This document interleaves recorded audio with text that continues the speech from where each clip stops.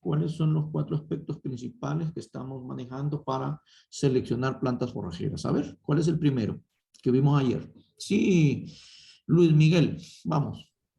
Era la adaptación, la parte de la Ujú. gustosidad, el rendimiento en materia seca y la parte nutricional del pasto. Ahí está, ¿verdad? Adaptación, productividad, ¿verdad? Que es lo que vamos a finalizar hoy. Gustosidad, que también lo finalizamos hoy. Y quería ver de una vez una parte de valor nutricional porque es un poquito extenso, pero pasó totalmente para el otro periodo porque hubieron varias dudas, ¿verdad? Y con el otro grupo, bastante participación y pues eso es bueno, no hay problema.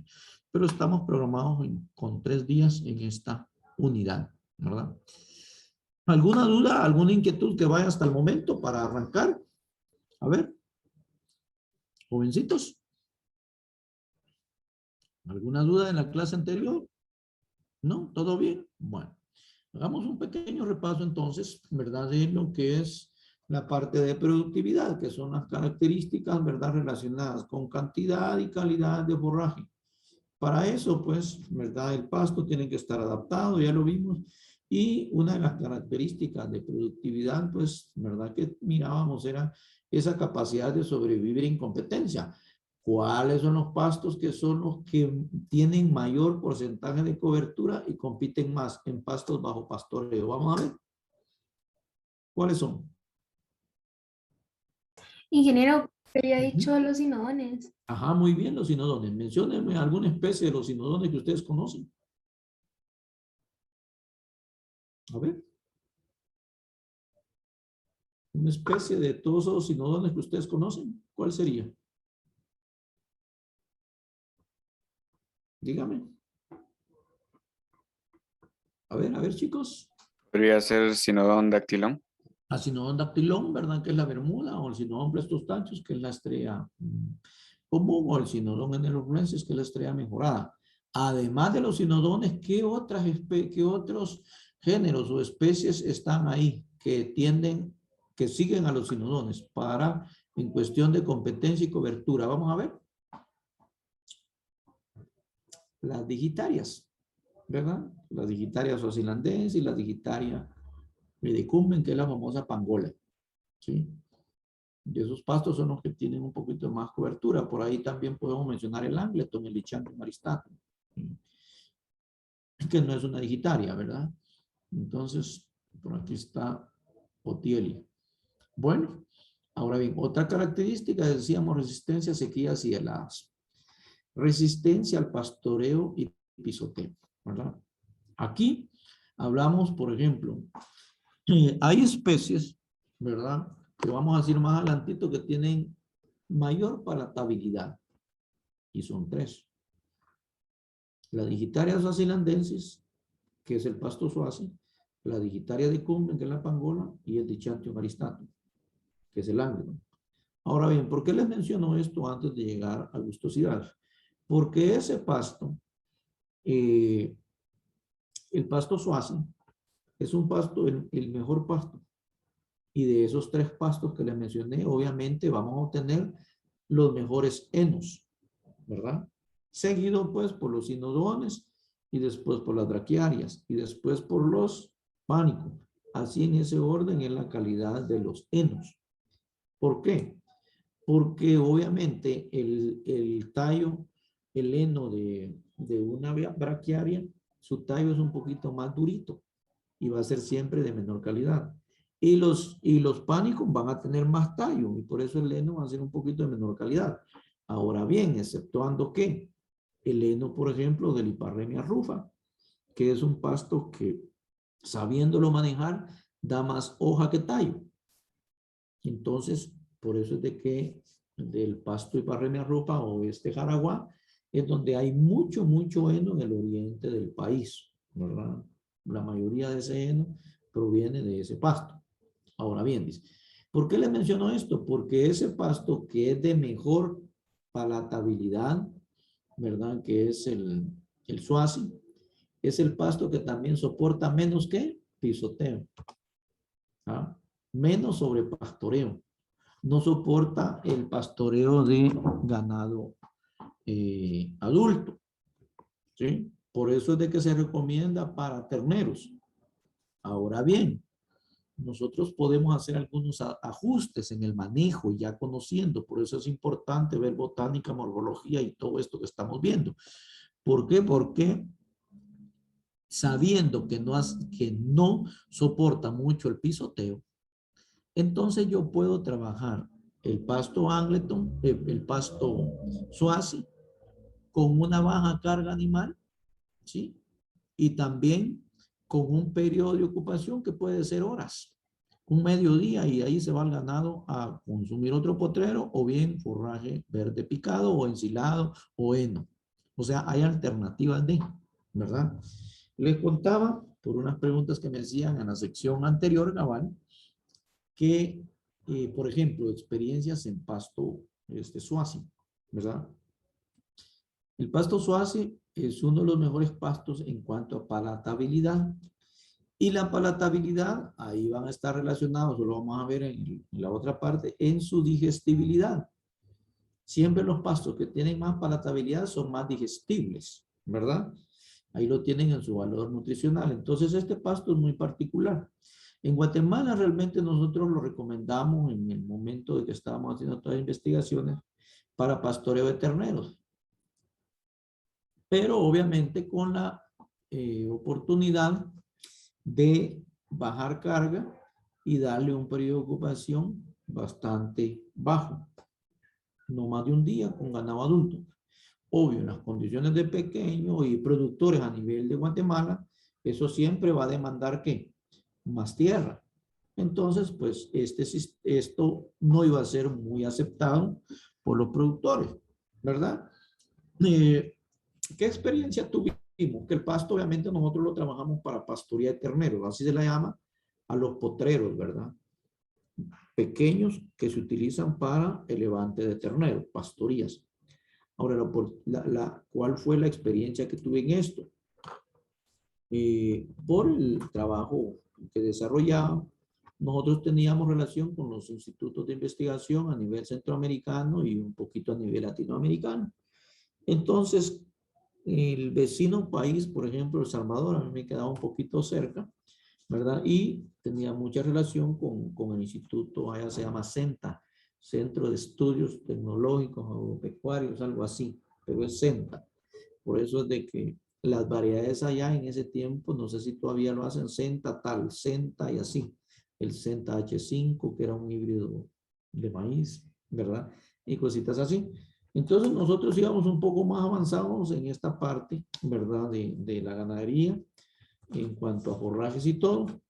Y pues compartíamos y algunas veces pues yo tuve que estar dando una asesoría en esa parte. Entonces pues llevaba los sordos forrajeros, varios materiales. Enseñamos a ensilar a varios productores, a los técnicos y todo de allá. Una bonita relación. Y pues dentro del paquete le llevé Swazi, ¿verdad? Ya teníamos resultados y lo llevé. ¿Cuál fue la experiencia? Que en finca de pequeños productores, creo que tenían entre 10 a 20 vaquitas, ¿verdad? Así un sistema de pastoreo, algunas veces 5, mediano y pequeño productor, pues les gustó el pasto, pero ellos no lo utilizaron para pastoreo, sino que pues yo les mencioné y todo, y lo fueron metiendo ahí, con su manzana y todo, y lo fueron viendo crecer. Y obvio, el pasto es el ganado adulto, como es tan palatable, lo hace hasta arrancado algunas veces, ¿no? Entonces el productor lo vio y me dijo, mire, nosotros lo que vamos a hacer con este pasto, ya las otras visitas que le hice, le tenemos una noticia, así, el pasto para nosotros funciona para ganado adulto, así me lo dijeron, ¿verdad? Ustedes en Guatemala no les funcionan para ganado adulto, a nosotros sí, nos funciona para ganado adulto, que están haciéndolo, no lo estamos pastoreando, lo estamos cortando. Entonces convirtieron ese pasto en un pasto de corte, ¿verdad? Que obviamente todo el mundo dice, pues este pasto es para pastoreo, y sí.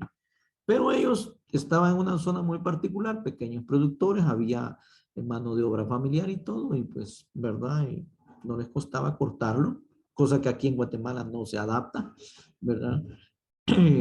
Y aquí cortamos los pastos bajo corte y cortamos los pastos bajo pastoreo para hacer los senos, pero cortar el pasto y darlo en verde, eso pues casi no se da. En El Salvador, pues en esas condiciones sí se dio y ellos adoptaron el pasto, ¿verdad?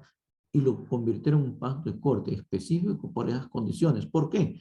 Porque vieron que había mayor consumo, había más palatabilidad, ¿verdad? Y obviamente el pasto es de buena calidad, tiene mayor digestibilidad. Y así fue como los productores esos pequeños eh, adoptaron el pasto, ¿verdad? Pero lo convirtieron en un pasto de corte. O sea, adaptados a un sistema muy particular, ¿verdad? Nosotros seguimos con, ¿verdad? Recomendando ese pasto para pastoreo de ternero por las condiciones que ya les di. Esas son características muy particulares de un pasto en cuanto a productividad. Hablábamos de capacidades de semillas, ¿verdad? Abundantes, viables, ¿verdad? Todo pasto tiene que ser fácil de establecer. Ya viene la segunda práctica, que es sobre establecimiento. También mejor si tienen respuesta a fertilidad. Hay pastos como la grama Izabal, el Paspalum conjugatum, que es a nivel natural. Hay mucho en la parte de los suelos de Izabal, la parte norte, ¿verdad? Pero es un pasto que no responde a fertilidad. Es bueno como grama, ¿verdad? En esas condiciones, ¿verdad? Se recupera. Este soporta el sobrepastoreo, como no tienen idea, pero no mejora, no es significativo fertilizar o no fertilizar. Lo mismo el calinguero, lo mismo el bermuda, el Sinodon dactylum. Pero entonces, si ya me dijeron que este pasto, por ejemplo, la bermuda, el Sinodon dactylum, no responde a fertilidad, entonces mejor trabajo una estrella, o una mejorada, o un Sinodon plastostachus, que es la estrella común, ¿verdad? En función de eso. Ahora bien, hay un pasto tifón que se le está llamando, algunas evaluaciones que hicieron, ¿verdad? Que ese pasto sí tiende a responder un poquito lo que es la fertilidad, ¿verdad? Entonces, que es una variante del famoso pasto bermuda, el Sinodon dactylum. Muy poco está aquí en Guatemala, algunos productores me han llamado para ver si tenemos esa semilla, ¿verdad? Pero es un pasto que todavía, ¿verdad? En algunos otros lugares lo trabajan, pero realmente se queda un poco muy comparable con la estrella mejorada y la estrella común, ¿verdad?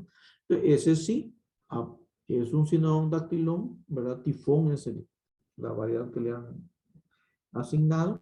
Ese responde un poquito, pero no tanto como estrella mejorada y estrella común, ¿verdad? Persistencia, o sea, capacidad de sobrevivir en un lugar particular, pues esto es una característica deseable que tengan estos pastos. Aquí les tengo de ejemplo la Brachyarium medicola y su comparador con caimán. La Brachyarium medicola, como lo hemos dicho siempre, va a responder en esas condiciones de suelos ácidos con problemas de aluminio, arcillosos y en donde, ¿verdad? Hay bastante humedad y una lámina de agua, a veces hasta unos 10, 15 centímetros. Pero a veces ya en el verano, febrero, marzo, abril, hasta se grieta por el alto contenido de arcilla, lo que es el suelo. No hay humedad disponible, ¿va? Entonces está en el extremo, pero esa planta funciona muy bien, soporta todo eso. Ahora bien, el caimán, que es un pasto híbrido, pues en comparación con la medícola, este caimán, el problema que tiene es de que necesita suelos más profundos, bien drenados. Si lo metemos a suelos de pedregosidad, a alta arcilla, con bastante acidez, no les va a funcionar. Es un pasto que compite con Brachyrium medicola, pero en condiciones adecuadas, suelos profundos, bien drenados y que haya encharcamiento, ¿verdad? O sea, son características muy particulares de los pastos, ¿verdad? Entonces, que se les comenta y se les dice para, pues, mejorar, ¿verdad? La parte de conocimiento que ustedes deben de llevar en esta parte. ¿Oye? Bueno, ahora pasemos a otra parte muy particular que tienen los pastos. Los pastos tienen características especiales, ¿verdad? Tanto en algunas gramíneas como en leguminosas forrajeras. Casi no se da este fenómeno, ¿verdad? El que más se da es el letargo o la dormancia. La latencia, cuando una yema o semilla entra en un periodo de no actividad por falta de condiciones favorables, ¿verdad? O sea, no le damos agua, no es una adecuada temperatura, no trabajamos a adecuada luz, ¿verdad? Entonces el pasto no responde, a veces no germina o a veces no emerge, ¿verdad? Entonces, esta es una parte particular. Ahora bien, lo que más se da en pastos es la parte de dormancia o letargo. Cuando una yema o semilla entra en un periodo de no actividad, no germina, aunque las condiciones, pues, ¿verdad? Que las condiciones sean favorables. ¿Sí? Aquí, cuando las condiciones son desfavorables, obviamente que esto es bastante común. Siembra uno una semilla y si no le echas agua, pues no te va a germinar. Esto es lo común, ¿verdad? Ahora bien, esto es un poquito diferente, ¿verdad? Porque aunque las condiciones sean favorables, la planta no te germina y no te desarrolla. Hay dos tipos de letargo, ¿verdad? O los podemos clasificar en dos formas de letargo, tipos de letargo. El letargo fisiológico, que es el más importante porque en este muchas veces casi no es palpable, no lo podemos ver. Y son lo que se refiere a inhibidores de madurez, ¿verdad? Del embrión, que aunque en las condiciones adecuadas, la semilla no germina. Ejemplo de estos pastos es el pasto Google. Necesita 6 meses de almacenamiento para que la semilla libere, ¿verdad? Su letargo y pueda germinar. Y ya la podemos sembrar. El pasto Tanner, que de hecho produce poca semilla. Solo para establecer este Tanner es mejor establecerlo con semilla vegetativa. Entonces tiene también ese problema, 5 meses. El pasto Gamba tiene problema de 4 meses de letargo fisiológico. Todo eso, pues, la técnica en la parte de pastos, pues, se ha preocupado mucho y obviamente la semilla que nos venden, la semilla certificada, pues ahí no hay problema porque ya ha pasado ese letargo de algunas plantas, que no lo tienen todas, ¿verdad? Entonces, ahora bien, ¿qué sucede mucho o puede suceder en nuestro ambiente? Que yo coseche semilla de Hiparremia rufa, lo que es jaraguá. Lo coseche ahorita ya en el mes de noviembre, diciembre, y que de casualidad quiera sembrarlo unos 2 meses después.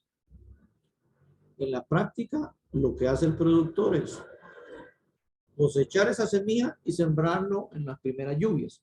Funciona muy bien porque han pasado esos 4 o 5 meses de letargo que tiene esta semilla. Por eso es que el productor ni siquiera sabe que ya tiene letargo, ¿verdad? Entonces, ¿pero qué pasa? Algunas veces, ¿verdad? Podemos querer sembrar semilla antes de y nos da, ¿verdad? El problema, que la semilla no germina por efecto de que de letargo fisiológico. Yo tuve la experiencia en Gamba, ¿verdad?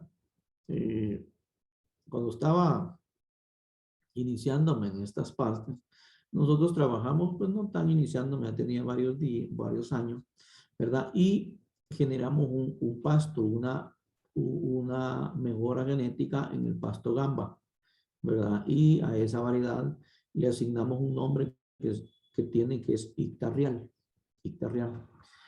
El ICTA, ¿verdad? Producía semilla certificada, pero un productor, yo en ese tiempo, tal vez unos 4 o 5 años después de salir de la ENCA, ya tenía la oportunidad de estar como encargado de investigación y validación de tecnología en un área y me habían asignado pues un área y cerca del lugar donde trabajaba, un productor compró una finca y sembró en esa finca 30 manzanas de pasto Gamba.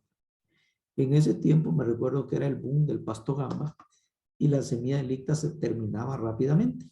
Entonces ya no le compró semilla licta, sino que le compró a un productor que producía semilla de gamba, que inclusive nosotros habíamos visto la plantación y la semilla pues se había desarrollado en condiciones adecuadas. Pero no pasó el proceso de certificación de la planta certificadora de semilla de Licktown en ese momento. Entonces, sino que se vendió la semilla directamente, pero el productor en los costales, ¿verdad? Se vendían, ¿verdad? En costales grandes, la semilla no pesa mucho. Entonces, como el nombre de la variedad era Icta Real, obviamente él le puso Icta Real, pero no era semilla producida por el ICTA. Entonces, por la oficina y el nombre y los rótulos que habían en la oficina, los carros que cargamos también estaban rotulados, llegó él. Entonces, así muy molesto el señor, y me dijo, mire, me dijo, la semilla que ustedes venden no sirve y no funciona. Entonces, y platicamos, pero entonces le dije, mire, no se preocupe, vamos a inspeccionar su finca, vamos a ver qué pasó, cuénteme a quién le compró la semilla. Me dijo, conozco yo, le dije, esa semilla la supervisamos, y aunque no es de nosotros, pero la semilla yo sé que va a estar muy bien. ¿Cuándo la compró? La acabo de comprar y de una vez la sembré. Bueno, el error que tuvo el semillerista, ¿verdad? Es no decirle, y a lo mejor no sabía a ustedes que el pasto gamba, ese Icta Real, también tenía, pues, letargo. Y había que esperar por lo menos 4 meses para que esa semilla germinara. Esas 30 manzanas no iban a germinar. Me recuerdo que el productor tenía hasta riego, ¿verdad? Por aspersión. Y me dijo, mire, las mejores condiciones que le tengo y no.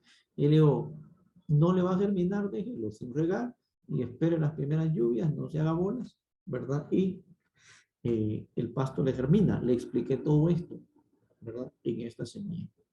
Entonces, es importante que ustedes como futuros profesionales manejen esto para que no se lleve, ¿verdad? Algunas, ¿verdad? Situaciones, ¿verdad? Por desconocimiento.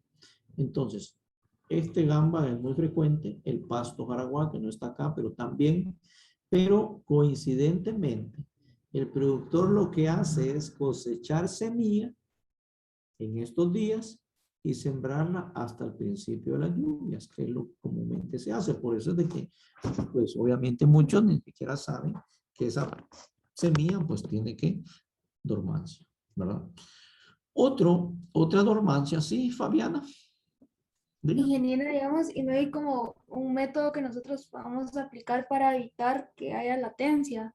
Digamos, bueno, no sé, pero hay veces que cuando mi abuelita, supóngase que quiere sembrar o algo así, mete a las semillas como en agua y las Ajá. deja cierto tiempo, lo que Sí, hace que se germinen, pues, pero no claro. podemos hacer algo así. Sí, mira, este es el otro tema cabal. Aquí hay una dormancia mecánica. Esta es fisiológica. Esta, digamos, es mejor darle tiempo para superarla. Ahora, el letargo mecánico, ¿verdad? En lo cual la semilla, ¿verdad? Tiene condiciones, pero no germina. Esto es lo que hace ahí, ¿verdad? Lo que hacen ustedes. Y por ejemplo, semillas como estas, miren, semillas como estas, ¿verdad? Tienen letargo mecánico, o sea, el episperma de la semilla, lo vieron en botánica, es muy fuerte, muy grueso, muy resistente, ¿verdad? Entonces, por ejemplo, lo que recomendamos aquí en este tipo de semillas es un proceso de escarificación. Cabal, lo que hacen ustedes, meterla en el agua. Hay 2 formas de escarificar las semillas en este caso, ¿verdad? Podemos escarificarla con agua caliente a unos 80 grados centígrados. ¿Ya? Ponemos ahí un recipiente, metemos la semilla, hay que moverla porque si no la semilla que está en contacto con el recipiente de la alta temperatura, pues se va a quemar el embrión. Entonces, y no nos va a germinar. Entonces lo que hay que hacer es moverla y después de haber agregado, digamos, esa semilla al agua caliente, 2 minutos de movimiento y de ahí echamos agua fría. Se esponja rápido la semilla porque absorbe humedad. Después de echar el agua fría, pues sacamos, ¿verdad? La semilla del agua y la secamos para facilidad de establecimiento. Sobre todo en semillas pequeñas como esta, ¿verdad? Porque si no ponemos a secar la semilla, se nos pega las manos, no la podemos distribuir, ¿verdad? Más si lo trabajamos con sembradora mecánica. Ahora bien, otra forma, que es la forma más sencilla, porque esta forma corre el riesgo que si me descuido, dejé aquí unos 10 minutos la semilla ahí, se me quemó, ¿va? Entonces, otra forma más sencilla y práctica es dejarla unas 24 horas en agua fría. Dejo mi semilla, voy a sembrar mi manzana leucaena, dejo unas 20 libras ahí, ¿verdad? Entonces, y luego el siguiente día, pues, las voy a sacar, ¿verdad? Y se van a dar cuenta que la semilla está esponjadita. Y luego comienzo a distribuirla o establecerla. Obviamente, pues puedo llevar un proceso de secadito de la semilla para que se me facilite, sobre todo si estoy sembrando con sembradora o bien, ¿verdad? Estoy manual, a veces la semilla está, estas que son pequeñas se pegan en las manitas, en los dedos. Ahora aquí con estas, pues ya es menos el problema, inclusive con esta es la que cuesta un poquito más, ¿verdad?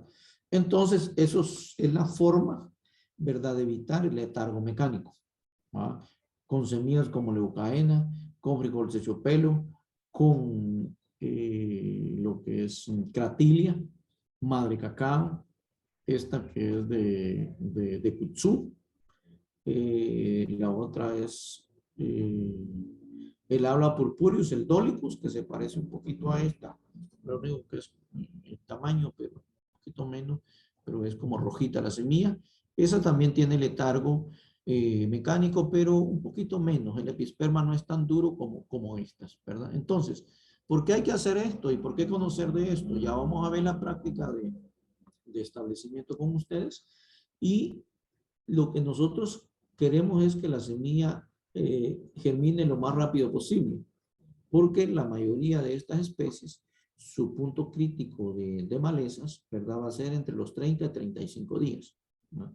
Entonces, si nos lleva 15 días, 3 semanas para germinar, ¿verdad? Solo nos queda una semana para que desarrolle, ¿verdad? Entonces, muy fácilmente se nos pueden invadir de malezas. Por eso hay que este tipo de procedimientos. ¿Oye?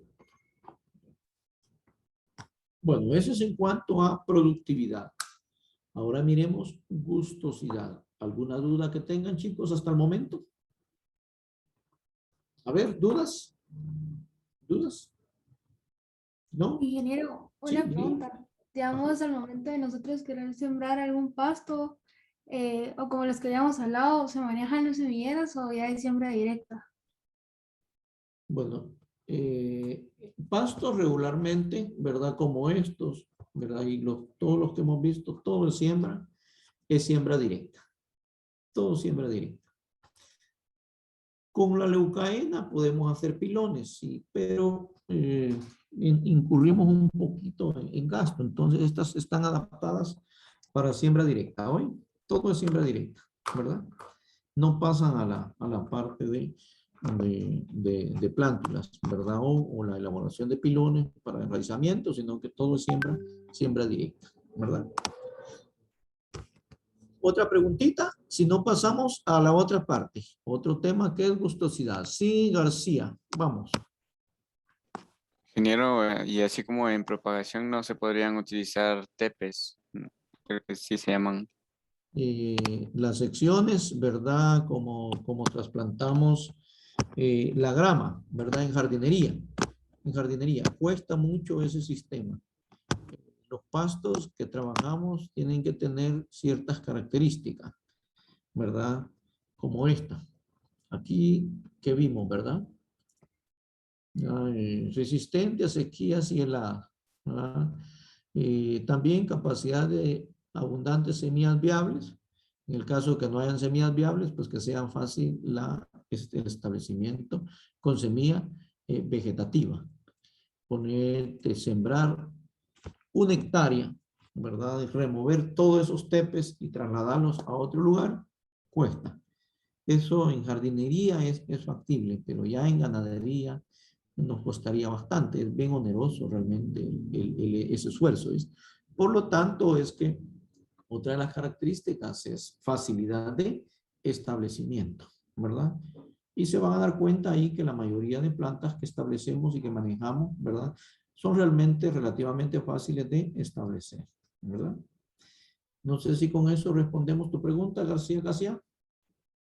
Sí, ingeniero, gracias. Porque son extensiones grandes, ¿verdad? Entonces, en pequeño, pues lo podemos trabajar, en jardinería se trabaja ese como trasplante que se hace de toda la ramita, ¿verdad? Y se va poniendo ahí como una alfombrita nueva, ¿no? Bueno, gustosidad. Miremos ahí qué nos dice de gustosidad. Gustosidad, como hemos hablado, es esa palatabilidad, es ese como preferencia que tiene un animal hasta a cierto, a cierto alimento. Eso pasa en nosotros también, ¿verdad? Ustedes a veces desprecian, por ejemplo, en comidas así muy, ¿cómo decirles? Esas comidas típicas, ¿verdad? Eh, por ejemplo, a veces pueden rechazar un caqui, por ejemplo, o un churrasco por una hamburguesa, ¿verdad? La juventud muchas veces tiene bastante tendencia a consumir más hamburguesas, ¿ya? Porque obviamente fueron acostumbraditos a esa parte, desde pequeñitos fueron a consumir la cajita feliz de McDonald's y todo, y van ahí y rápido andan comiendo toda esa comida chatarra, ¿verdad? No es muy saludable, pero es rica, tiene gustosidad. Entonces, por eso algunos la prefieren, ¿verdad? Entonces, es lo mismo aquí con los bovinos y con los caprinos, ¿verdad? Entonces, se refiere al grado de preferencia que los animales pueden tener para un material en particular cuando se ofrece la primera vez. Bueno, ahora bien, muchas veces, ¿verdad? A los que no nos gusta, por ejemplo, o de repente no nos gustaban las hamburguesas, si lo consumimos frecuentemente, le vamos buscando y nos adaptamos, ¿verdad? Nos, nos pasa cuando vamos a Asia o a algún país europeo. Ahí desaparecieron las tortillas, ¿no? Sí, desaparecieron. Entonces consumimos más que pan, trigo y arroz. Israel, por ejemplo, ¿ya? Entonces a los 15 días de estar allá, uno ya extraña mucho los frijolitos y todo eso, ¿verdad? Porque está acostumbrado a cierto alimento. Pero ya a los 15 días en adelante, al mes y todo, ya se va acostumbrando uno a ese tipo de comida. ¿Sí? Pero ya pasó su etapa de adaptación, ¿verdad? Su etapa de adaptación. ¿Ah? Entonces, desapareció el maíz totalmente. A veces hay un poquito de arroz y nada más pan y no hay tortilla. Se adaptó. Ya cuando viene a Guatemala, ya usted ya otra vez adaptarse de nuevo a esa comida rica, ¿verdad? De nuestro país. Lo mismo pasa con el ganado, hay que adaptarlos. Y ese periodo de adaptación va de 7 a 15 días. ¿En qué momento? Ah, cuando de repente incorporamos un forraje a un potrero, a una finca. El ganado está acostumbrado a consumir, por ejemplo, ¿verdad? Cierta variedad de pasto y llevamos otra. Ese pasto hay que adaptarlo. Sucede mucho, por ejemplo, cuando tenemos, por ejemplo, digitarias o Angleton y llevamos una mombaza. Cuesta adaptar la mombaza. A veces primero se nos pierde que el animal se haya adaptado. ¿Por qué? Porque la digitaria es más palatable que la mombaza, ¿verdad? Entonces hay que tener cierto tiempo de adaptación. ¿Qué quiero decir con esto? Que porque el animal inicialmente no se consumió ese alimento, no es que el alimento del pasto sea malo, no tenga gustosidad. Obviamente hay pastos que tienen más gustosidad que los otros. Ya decía, los pastos más palatables son, decíamos, el Suazi, luego la digitaria, el Dichantium aristatum, el Angleton, luego la digitaria de Cumbel. Son los más palatables, son los que nos dan los mejores senos. Después siguen las braquiarias, de los inodones, después las braquiarias, después En el caso de heno, las tanzanias, las mombasas, que son los pánicos. Entonces, eso ya tiene que ver directamente con la gustosidad, ¿verdad?, que tiene ese animal a ciertos digamos, pastos. Ahora bien, hay que tener cuidado en hacer ese cambio de alimento. Tiene que ser prudencial, ¿verdad? Por ejemplo, cuando un ganado no ha comido ensilado, por muy buen ensilado de maíz, ¿verdad?, que tengamos, pero la primera vez el ganado no se lo va a consumir, ¿no? Entonces tenemos que adaptarlo. Y esa adaptación a veces se van hasta 15 días, ¿verdad? Por ejemplo, si el ganado está acostumbrado a consumir ensilaje y también pastorear potreros, por ejemplo, de estrella, y luego ensilado en la tarde, con sorgo, muy bien, con sorgo de grano picado. Pero ¿qué pasa? Que se me terminó el sorgo y vengo y tengo un poco de napier, y más si este napier está ya todo lignificado, y se lo doy. El ganado me va a rechazar el napier. Se va a consumir solo el ensilado y se va a consumir solo él y el pastoreo en sinodones, ¿verdad? Tengo que adaptarlo. Y mejor si lo adapto a napier, pero napier como este, no como este, ¿verdad? Porque este, pues, ya es un napier muy maduro, ¿ya? Entonces, con esta madurez muy avanzada. Entonces, hay factores, ¿verdad?, que afectan la gustosidad, y uno de ellos, ¿verdad?, es el cambio de alimento. Sucede, estoy acá y estoy suplementando mi ganado y estoy con alimento en harina, ¿verdad? Cambio un alimento en harina por un alimento peletizado. Todos sabemos que el alimento peletizado no solo es mejor, sino que también es más caro, ¿eh? Pero como el ganado está acostumbrado a consumir el concentrado en harina, al principio va a sentir raro. 2, 3, 4 días después, ya los consumos van a ser, ¿verdad?, representativos. Ya no podemos decir rápido que porque no se lo consumió, el alimento peletizado no sirve. Tenemos que pasar en ese proceso de adaptación. Otro factor que me afecta grandemente, la gustosidad. Etapa de crecimiento y desarrollo del pasto. Bueno, esta es una etapa de crecimiento inicial. 30 días de napier, de rebrote. Tiene muy baja fibra, pero tiene alto contenido de agua y también de proteína, ¿va? Pero no me conviene por baja fibra y por bajo rendimiento. Me voy a ese extremo. Aquí tengo 2 toneladas de materia seca por hectárea, por corte, y aquí tengo 20, 18. Ya, ninguno de los dos me conviene. ¿Por qué? Porque este pasto está muy fibroso.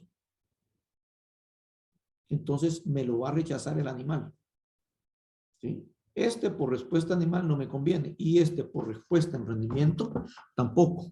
Este tiene mayor calidad nutritiva, pero me da muy poco rendimiento. Este tiene no solo baja calidad nutritiva, mucha fibra, ¿verdad? Y le voy a llevar un problema en el proceso digestivo al rumiante. Entonces el rumiante me lo va a rechazar, ¿verdad? Porque es un pasto muy fibroso. O sea, para que no me lo rechace, voy a trabajar, ¿verdad?, con un pasto como este, que además de tener una buena fibra, una calidad adecuada, ¿verdad?, me da un buen rendimiento.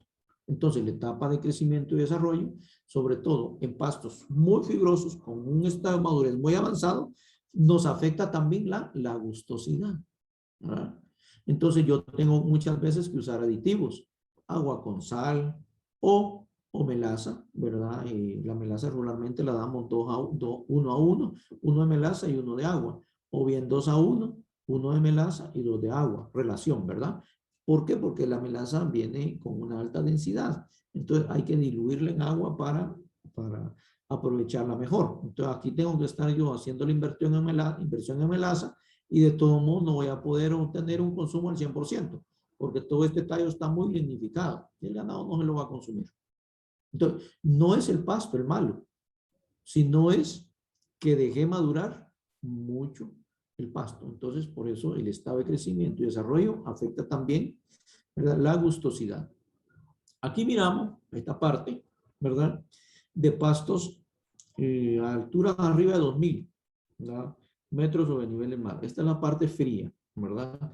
Entonces, aquí, por ejemplo, tenemos un maíz, ¿verdad? Un maíz para clima frío especial. Aquí tenemos un ryegrass y aquí por acá habían tréboles. Esto es la parte alta de Suiza, muy cerca en los Alpes suizos, pero todavía falta. Aquí andamos como en los 2500. Los Alpes están mucho más arriba, ¿verdad? Entonces, esta es la ganadería suiza. Allá, solo para contarles un poco, la cultura y la ganadería es bastante cultural. Las fincas allá no son de 14 a 24 y si mucho 36 manzanas. Las que tienen 36 manzanas, la ley las obliga a que tengan 12 hectáreas, 36 hectáreas, perdón, 12 hectáreas de bosque. Y las otras pues las pueden integrar a la ganadería y a la agricultura, a otro tipo de cultivo. Bueno, regularmente andan de 14 a 24 hectáreas pequeñas, ¿verdad? Lo que más se trabaja allá es ensilado. Por ejemplo, esto es una ganadería en Suiza, ¿verdad? Ensilado. Y esto es trébol en verde, ¿verdad? Y ensilado de maíz. Y aquí está el ganado. Trabajan ellos con Holstein rojo. No trabajan con Holstein el blanco y negro, sino que es Holstein rojo, ¿verdad? Siempre tratan de mantener, por ejemplo, las ordeñadoras mecánicas, ¿verdad? Ellos tratan de mantener las ordeñadoras de bastante tiempo. Solo hacen muy buen servicio y tratan de mantener ese mismo equipo, porque la ganadería ya es una cultura. Ven ustedes esto, esto y esto y esto. Todas son finquitas pequeñas de ganado. Esta tiene esta área para acá, esta tiene el área para acá, esta tiene el área para allá, es más de bosque, y esta tiene hacia acá. Todas por ahí van a tener alrededor de 14 manzanas, por ahí esta creo que era la más grande, ¿verdad? Pero ¿qué quiero decir con esto? En pequeña cantidad, estos son sistemas altamente intensivos. ¿Por qué? Porque allá ellos tienen mucha oportunidad digamos, de equipo. Cada finquita de estas tiene hasta 4 tractores y el gobierno casi se los regala, ¿verdad? Entonces, tenemos un sistema cultural en donde, primero, el que tiene una finquita de estas y quiere producirse, tiene que ir al área rural y vivir ahí. Y heredar la finca ya cuando él considere a uno de sus hijos, 2 hijos máximo, y a uno de ellos le tiene que heredar la finca. Para ser productor tiene que ser ingeniero agrónomo, zootecnista o veterinario y heredársela siempre a un profesional que va a ser un hijo. Si son 2 hijos, uno se tiene que ir de su casa y el otro se queda con la ganadería. Esa es la cultura, ¿verdad? El hijo que heredó la ganadería tiene la obligación de mantener las generaciones anteriores. O sea que cuando usted llegó a 14 años, se fue a la escuela de agricultura. Allá llegó a 14 años, se fue a una escuela universidad. Decimos escuela universidad porque llegan de 14 años a un sistema híbrido. Es una misma universidad, en donde el patojo está una semana en la escuela, universidad, porque así está, y 3 semanas se va a fincas como esta. Pero en las fincas hay profesionales, el dueño. Y el dueño, para ser finquero, tiene que, digamos, se obliga a que él dé la finca para que se preparen los otros alumnos. Él está comprometido con el gobierno. Entonces, el patojo de 14 años se va a la universidad una semana y 3 semanas va a una finca. Pero no es la finca del papá, es otro sistema. porque no los dejan que se desarrollen en una misma finca. Al año sacan ellos, por decirle aquí, lo equivalente a un bachillerato. Y 3 años después, siempre siguen una semana en la universidad y 3 semanas en la finca. Pero un año después, él es el responsable de la finca, aunque no sea la del papá. Él es el que ordeña, él es el que procesa todo, pero él solo, ¿verdad? Él es el responsable de esto, de la finca, para poder venir y heredar la finca del papá. Ahí es un sistema, es el mejor sistema aprender haciendo que yo he visto. Alumnos de 15 años, ¿sí? Manejando ya todos los tractores, manejando todos los equipos, haciendo todo. Las jornadas allá son de 4 de la mañana para las 10 de la noche, a las 11 de la noche están almorzando, cenando esos patojos. Eso sí, la finca que le da oportunidad a hacer prácticas a un alumno, como los PAS que tenemos nosotros ahorita por 2 meses, allá son por 4 años, lo hereda como que fuera un hijo más. O sea que el alumno que llega aquí va a ser parte de la familia esta durante 4 años. Ese es el compromiso, es una parte cultural que tiene Suiza muy, muy particular. Y esos patojos ya de 15 años son los que se montan al tractor, hacen todo esto, miren, ensilado, hacen todo esto y ellos son los que ordeñan, todo sistematizado. Ahí no hay otro trabajador más, solo el alumno, ¿verdad? Ese es un sistema totalmente de aprender haciendo. Y así están las finquitas acá. Pastos por las alturas solo son pastos de clima frío. Ryegrass, que regularmente es un ryegrass perenne, una variedad de un híbrido de maíz a esas alturas, ¿verdad? Que soporta un poquito digamos, las nevadas. Y los tréboles, ¿verdad? Entonces, eso es el sistema ya. Obviamente, todos estos pastos, para asociarlo con el tema, son más palatables y de mejor calidad, ¿verdad? Porque un trébol, un ryegrass siempre va a ser de mejor calidad y va a ser de mejor palatable. Allá no hay competencias con pastos no palatables y sí palatables, porque todos, por estar en esas grandes alturas, son pastos palatables, los que más manejan, ¿verdad? Trébol rojo, trébol blanco, ryegrass y maíz, que es lo que más se trabaja, ¿verdad? Y todos son pastos, pues, totalmente palatables. Ahora bien, regresemos otra vez a esta parte. Otro factor que afecta o que depende de ese factor, la gustosidad de la fertilización. Un pasto siempre fertilizado va a ser más palatable que uno menos fertilizado. ¿Sí? Es más, este va a tener un poquito más de proteína, pero no es muy significativo. Eso lo vamos a ver en el valor nutricional. Pero sí a veces es más palatable este que este. Ahora bien, otro factor que depende mucho también, la gustosidad de un pasto. La intensidad de pastoreo. La presión de pastoreo a que sea sometida la pradera muchas veces determina a que los animales tengan mayor o menor preferencia de selección. Por ejemplo, aquí anda uno solito, va a tener más oportunidad de selección. Y el pasto que estamos, lo miramos que es bastante tierno, ¿verdad? O sea, ahí va a tener más oportunidad, va a haber más palatabilidad. Aquí estamos en un Angleton. Hay ganados acá, pero es un Angleton. Esta vaca está consumiendo una parte, ¿verdad? De buena calidad. Y si se dan cuenta, la carga animal aquí está un poquito baja. Aquí la carga animal podemos decir que está bastante alta. Ahora bien, ¿verdad? Aunque esté regulada la carga, ¿qué pasa? Si movemos el periodo de ocupación y estos están acostumbrados a andar con un periodo de ocupación de 2 días y lo pasamos a 5 días, ¿sí? Porque determinamos que la disponibilidad de pasto nos estaba bajando, ¿qué va a pasar? Incrementamos el factor de uso.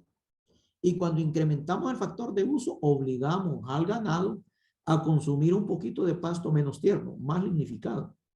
Entonces eso repercute muchas veces también en que en la gustosidad. Nosotros podemos ver que este pasto, ¿verdad? Que le incrementamos el factor de uso y el periodo de ocupación, a veces es rechazado, pero no es culpa del pasto, sino que es porque nosotros incrementamos, ¿qué? ¿Verdad? Digamos, la presión de pastoreo, ¿sí? Entonces, la intensidad de pastoreo muchas veces, si es muy alta, nos toca que incrementar el factor de uso. A veces va a haber un poquito de rechazo en pastos bajo pastoreo. Si es muy baja, ¿verdad? Pues obviamente la vaca va a tener oportunidad de ir seleccionando lo mejor. Vamos a poder decir, no, es que este pasto es más palatable, pero ahí lo que está sucediendo es que la vaca está nada más consumiendo, ¿qué? Brotes tiernos, porque es muy baja digamos, la presión de pastoreo. ¿Queda claro esto? Estamos en selección de pastos. Ahora miren lo siguiente. Otro aspecto importante que tenemos que considerar cuando estamos haciendo esto es índice de recuperación del pasto. Miremos esto. Lo tiene mucha relación con el manejo. Pastos de mayor tasa de crecimiento pierden rápidamente su gustosidad. Hay que evaluarlos temprano o darlos al ganado, ¿verdad? En su momento oportuno. Ya todo esto está evaluado.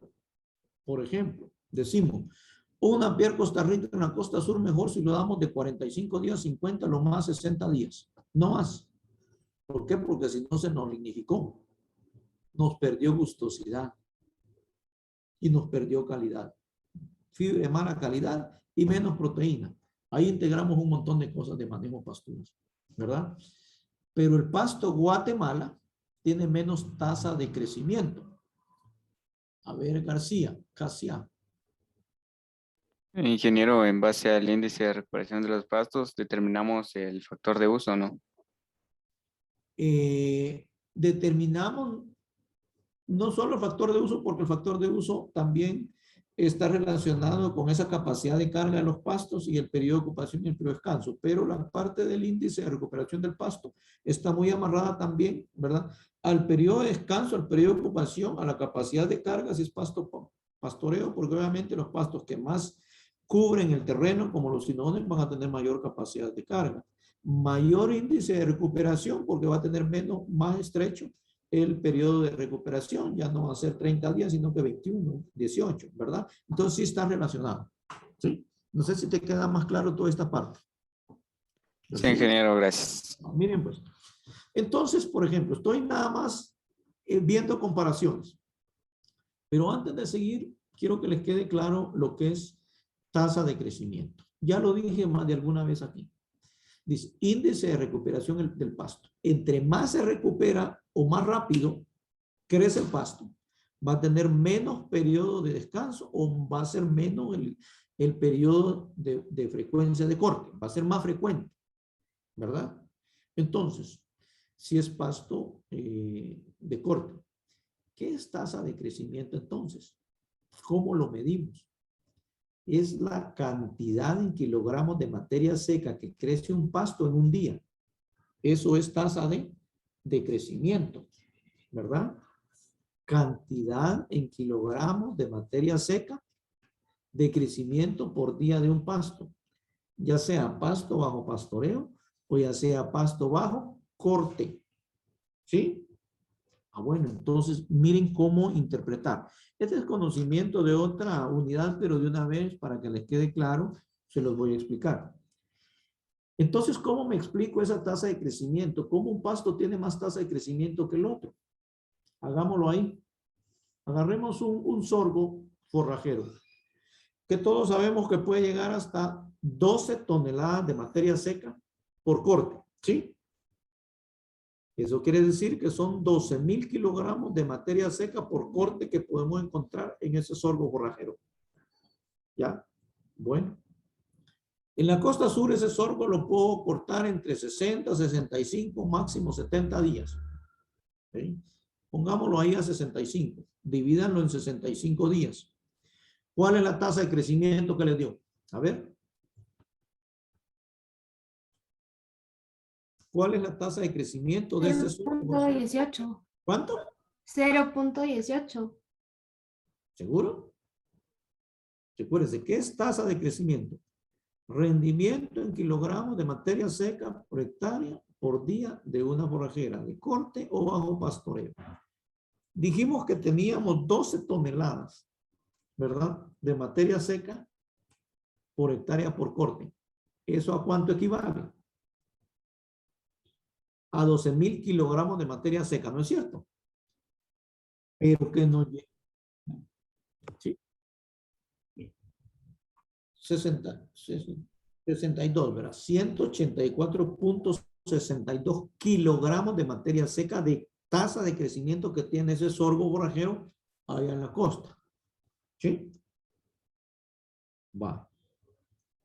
Ahora miremos ahí en esa misma finca, digamos. Voy a sembrar un sorgo que es de una variedad, ¿verdad? De grano, por ejemplo. ¿Sí? Una variedad de grano. Y esa variedad de grano me da las mismas 12 toneladas. Tiene el mismo rendimiento, ¿sí o no? Pero no tiene la misma tasa de rendimiento. ¿Por qué? Porque la frecuencia de corte de esa, el primer corte me lo va a dar a los 90 días. ¿Cuál es la tasa de crecimiento de la variedad en esas condiciones? Vamos a ver. 133.33.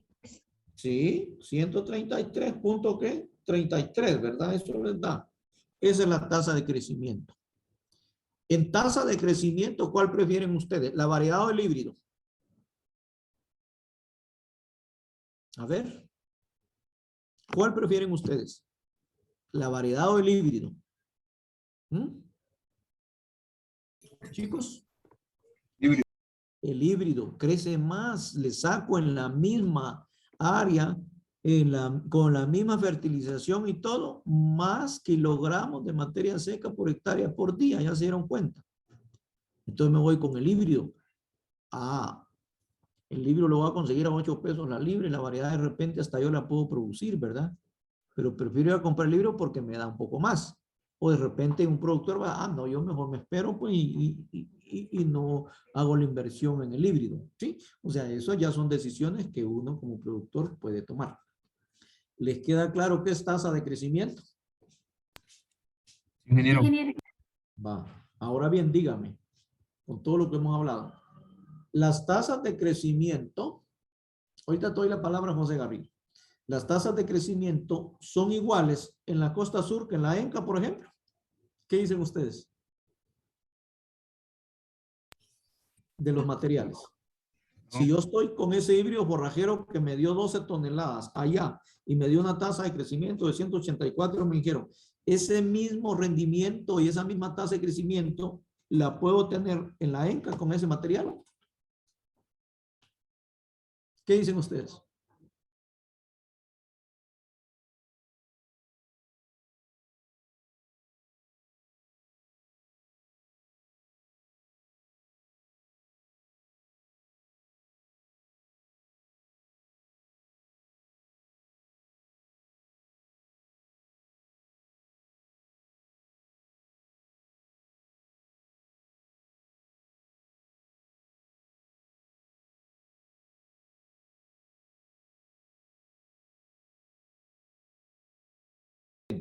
¿Verdad? Es diferente.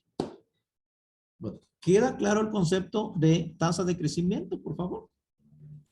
Sí, ingeniero. Sí, va, muy bien. Esa es tasa de crecimiento. No se olviden, no es la misma tasa de crecimiento de repente allá en la costa, ni siquiera con el vecino muchas veces va a tener la misma tasa de crecimiento el forraje. ¿Por qué? Porque puede ser que yo lo haya fertilizado y él echó nada más el 50% de la dosis de fertilización adecuada, eso lo vamos a ver más adelantito. Entonces él obtuvo menos rendimiento, ¿sí? Que yo, o sea, menos tasa de crecimiento, por ejemplo, ¿va? ¿Estamos bien? ¿Qué es tasa de crecimiento? Ahora vamos otra vez a la parte de la integración. Bueno, esa tasa de crecimiento, ¿verdad? También nos puede hacer la diferencia con la gustosidad. En Napier, Costa Rica, es el pasto que tiene más tasa de crecimiento en estos pastos, ¿verdad? Digamos, de forraje de corte, comparado con esto, ¿verdad? Bueno, el Cuba 22, pues también, ¿verdad? Tiene bastante tasa, todos tienen buena tasa, pero si comparamos al Napier Costa Rica con el pasto Guatemala y el Napier morado, El que tiene menos tasa de crecimiento siempre va a ser el pasto Guatemala. Ahora bien, por tener menos tasa de crecimiento y una mayor relación hoja-tallo, el pasto de Guatemala lo podemos dejar hasta 1 año, 6 meses, 3 meses, creciendo, sin cortarlo. Y cuando lo cortamos, el ganado se lo va a consumir muy bien. O sea que no pierde la palatabilidad, por 2 razones. Menos tasa de crecimiento y mayor relación hoja-tallo. ¿Ya? Eso es lo que. Ahora miremos el Napier Costa Rica con el Napier morado. ¿Verdad? El Napier Costa Rica siempre va a producir un poquito, alrededor de un 20%, de 10 al 20% más que el Napier morado. Este Napier lo puede dejar 3 meses, 4 meses y no pierde su gustosidad. Si lo pico bien, el ganado se lo va a consumir. Pero este no. ¿Ya? Porque trasloca más carbohidratos solubles a insolubles, porque tiene más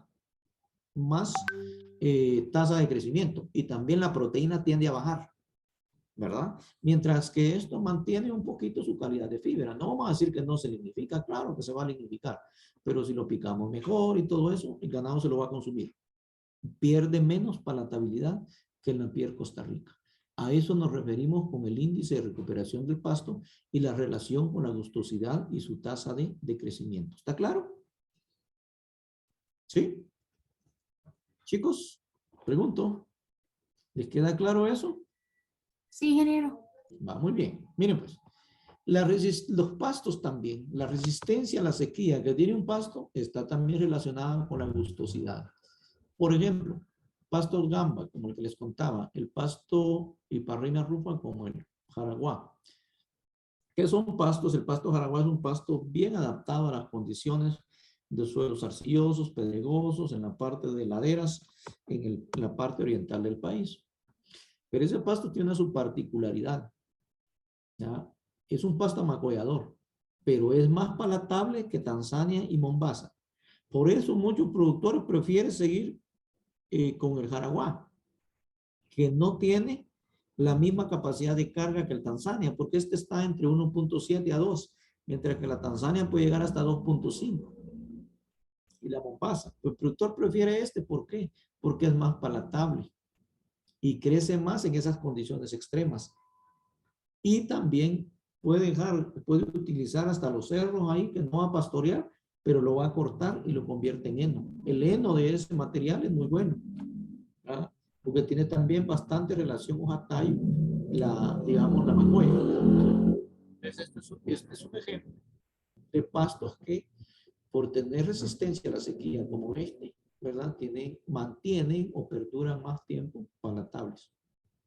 Otro, especies asociadas a la pradera. Aquí hay que tener cuidado.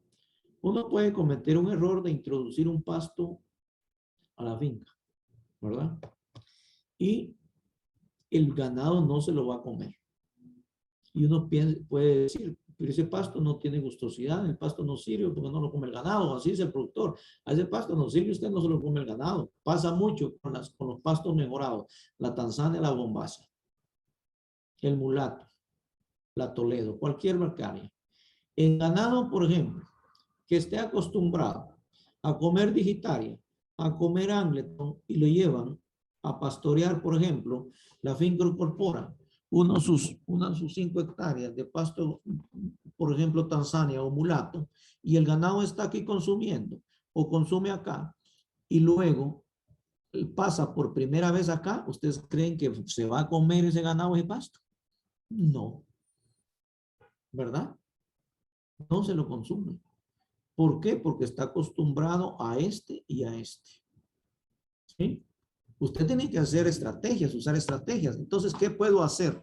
Vengo y, por ejemplo, digo, bueno, pero lo voy a hacer que se lo coma. Tiene que pasar esos 15 días de adaptación. Pero aquí tiene que jugar usted también con la calidad del pasto. Este pasto, si se lignifica un poco, va a ser mucho más palatable, mucho menos palatable que estos dos. Entonces vengo y digo, una salida es, sé que el pasto este lo tengo que dar a los 30, 35 días. Pero en esas condiciones le voy a bajar por lo menos los primeros pastoreos a los 25 días. Como está más tierno, el ganado se lo va a consumir para que acostumbre a consumírselo. ¿verdad? Y obviamente los primeros días siempre lo va a rechazar.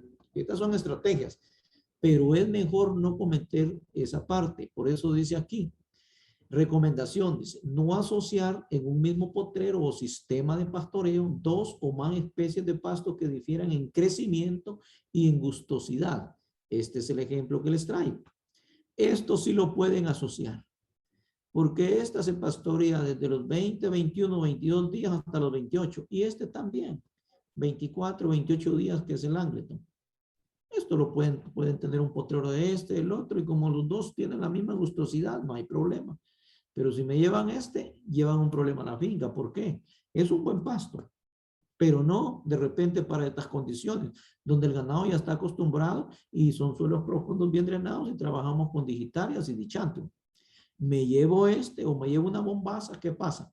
En primer lugar, altero el sistema rotacional de la finca, porque aquí a este le tengo que dar 30, 35 días, contra este que lo estoy trabajando a 22 días, por ejemplo, y este también, ¿ya? Y si es una bombaza, le tengo que dar 30 o 35 días o más. No tienen ni la misma palatabilidad, ni tienen el mismo manejo de periodo de ocupación y periodo de descanso. Entonces, a eso se refiere especies asociadas en la pradera. ¿Oye? ¿No? Ahora bien, miremos otra parte. Acá. El mismo animal. No podemos decir que porque un animal no se consumió un pasto, el pasto no tiene gustosidad. En ensilaje es muy frecuente. Cuando comenzamos a dar ensilado, el ganado no se lo va a consumir. Aunque hemos dado un año anterior, por ejemplo, y el siguiente año, los primeros días los consumos los bajan. Ya después, a la semana, ya van aumentando los consumos. ¿Por qué decimos? El animal mismo. No juzgar únicamente lo que un animal manifiesta. Está lo de la vaca que les conté. Bajo pastoreo y ensilado. A la semana, todas las vacas habían consumido el ensilado. Solo una de un grupo de 30 no lo consumió. Pasamos 15 días, no lo consumió. Y no lo consumió. Pues esa vaca tuvo que irse a los potreros mejor y no ser parte de evaluación. ¿Qué pasa si solo esa vaca hubiéramos analizado? Nosotros hubiéramos dicho que las vacas de ese productor, que el ensilado no era bueno y era ensilado de maíz. Nosotros sabíamos que tenía una alta palatabilidad, ¿no? Aquí, por ejemplo, esta cabrita está acostumbrada a trabajarse bajo pastoreo, por ejemplo. Este heno es de muy alta calidad, pero si se dan cuenta, solo lo está como oliendo, lo está ahí y no le hace entrada. Obviamente va a pasar su periodo de adaptación y se lo va a consumir. Ahora, ¿qué pasa si estas cabritas, miren lo que andan consumiendo aquí? Estas cabras andan ramoneando y andan ramoneando una cesalpinácea. Es una leguminosa que tiene espinas, pero no importa para ella porque están hambrientas y están acostumbradas a consumir esas hojitas, inclusive que entre las hojas y el tallito de las hojas van espinas, pero ellos se lo comen.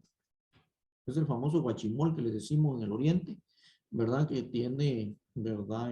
Tiene proteína, pero no es conveniente. No la trabajamos como planta forrajera porque tiene mucha espina. Pero estos animalitos ahí andan consumiendo, ¿verdad? Mientras que si agarramos este para acá, no lo van a consumir. Entonces, rápido vamos a decir, esa especie no tiene nada de palatabilidad. Tiene menos palatabilidad, por eso es que no la trabajamos como planta forrajera por las espinitas que tiene, ¿verdad? Aquí, por ejemplo, aquí hay un pastoreo de cerditos, como acabamos de trabajar cerdos, por eso se los traigo, ¿sí? ¿Verdad? Aquí es diferente, porque estos cerditos fregados le entran a cualquier tipo de pasto, ¿vieron? Ahora bien, estos cerdos, este es un trabajo aquí en Colombia, en donde estos cerdos los ocupan. Después de que pasa el ganado, pasan los cerdos, ¿verdad? Pasan los cerdos y el pasto que se va deteriorando un poco, como este potrero, miren, tiene más aquí suelo y todo, o sea, está muy sobrepastoreado. Son los pastos que muchas veces hay que dejarlos recuperar. Entonces, lo que hacen es que meten los cerdos a pastoreo, ¿verdad? Para que con el estiércol del cerdo, toda esa cerdaza que está tirada acá, se recupere más, más rápido el potrero. Son estrategias que tienen algunos ganaderos en esa parte. Bueno, con esto entonces hemos llegado, igual que nos dio tiempo de finalizar esta parte del tema, ¿verdad? A lo que habíamos, ¿verdad? Hablado un poquito de productividad y gustosidad. Y nos pasamos pues a la parte del valor nutritivo de los forrajes. Valor nutricional de los forrajes. Siempre los pastos de clima frío, como estamos aquí, ¿verdad? Aquí sí es parte ya de los Alpes suizos, ¿verdad? Como estamos aquí, mira, todos esos pastos que están así alrededor, pues esta es la parte, ¿verdad? Urbana, lo que están alrededor, allá las ganaderías están cerca de las casas, de las urbanizaciones, ¿verdad? Entonces, los pastos de aquí todos van a tener una alta calidad, como se los mencioné anteriormente, ¿verdad? Esos tréboles, trébol rojo, trébol blanco, ese raigras común, raíz perenne, también alfalfa, trabajan ahí, pero una alfalfa que soporta un poquito más el frío y la altura. Entonces, todos los pastos van a ser de mejor calidad, ¿ya? Van a ser siempre de mejor calidad. Ahora, de menor rendimiento. De menor rendimiento. ¿Qué hacen en esos lugares? Ocupan una temporada para producir el pasto. Por eso es que ensilan bastante. Porque cuando llega la nevada, pasan hasta 3, 4 meses sin producir el pasto. Entonces ellos tienen que ensilar, conservar el pasto, lo conservan en heno, ¿verdad? Y lo conservan en ensilado, ¿verdad? Con ese tipo de silos que vieron ahí, que eso lo miramos en la unidad 10. Entonces, todo a esas alturas, ¿verdad? Se está produciendo pasto en menor cantidad, pero en mayor calidad. Por eso comenzamos así, porque vamos a ver el valor nutritivo de los pastos. Ese napier que nos da 12 toneladas en la costa, nos puede llegar a un 8 o 9% de proteína cuando lo utilizamos. Nos da un montón de toneladas. El ryegrass tal vez nos va a dar 2 toneladas, ¿verdad? O una en cada pastoreo, pastoreándolo cada 40, hasta 60 días en esas condiciones. O el ryegrass que lo corto, unas 2 toneladas por hectárea en esas condiciones. Pero me da hasta 20 y 22, ¿verdad? Por ciento de proteína. Esas son las diferencias, ¿verdad? Entonces, según la altura, según el suelo, según todo eso, tenemos que ir adaptando pues estas especies. Y hoy entramos a la parte del valor nutricional. Pero antes, dudas que tengan del tema, ¿verdad? Que acabamos de finalizar. La gustosidad y la parte de, ya llevamos, ¿ya? Adaptación, selección de pastos por adaptación, selección de pastos por el valor, ¿verdad? Productivo. Y ahorita vimos la gustosidad y todos esos factores que lo afectan. Menciónenme algún factor que afecta el valor nutricional de los pastos. Vamos a ver. ¿Qué factores me pueden afectar el valor nutricional de los pastos? Tiempo de... Ingeniero, Sí, Hable, compañera. sí. Muy bien. Le no, escuchamos. hombre, Ajá. yo estaba diciendo tal vez la fertilización. La fertilización. Muy bien. La fertilización no es muy significativa en pastos bajo pastoreo, porque la fertilización es significativa en cuanto a rendimiento, sobre todo en pastos bajo corte. Si no fertilizo una piel, me da 5 toneladas por hectárea, y si lo fertilizo, me da más de 12. Si no fertilizo un sorgo, me da unas 4 o 5 toneladas por hectárea. Si lo fertilizo, me da 10 o 12. Eso es más significativo.